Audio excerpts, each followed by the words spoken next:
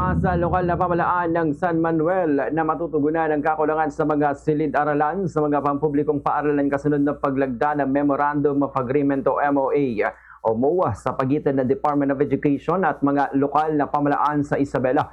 Ayon kay Mayor Faustino Dondon Didifort ng San Manuel, sinabi nito na sa isinagawang mobile session kahapon na naisagawa ng paglagda ng MOA sa pagitan ng DepEd at ng pamahalang panlalawigan ng Isabela para sa pagpapatayo ng mga bagong silid-aralan sa iba't ibang bahagi ng lalawigan.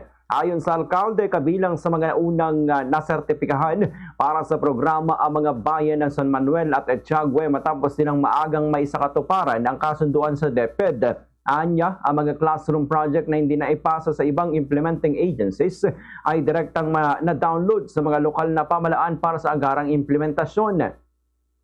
Gayunman, sinabi ni Mayor D na isa pa ring malaking hamon ang kakulangan ng mga titulo ng lupa sa ilang paaralan na kinakailangan bago pondohan ng DepEd ng mga bagong gusali. Dagdag pa niya, marami ng pangangailangan ng mga paaralan ang naipasa sa DepEd ngunit hindi lahat ay nabigyan ng pondo dahil sa kakulangan ng dokumentasyon.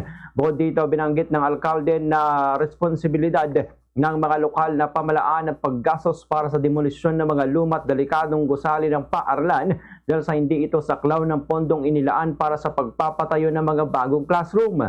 Anya, nakapirma na rin ang kanilang bayan para sa karagdagang 50 million pesos na pondo na nakatakdang gamitin naman sa mga proyektong pang-edukasyon sa susunod na taon.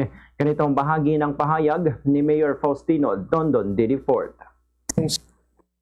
Signing ng MOA with Governor Albano. So dapat vice pa download na po sa probinsya yung mga classrooms na gagawin po dito sa lalawigan ng Isabela.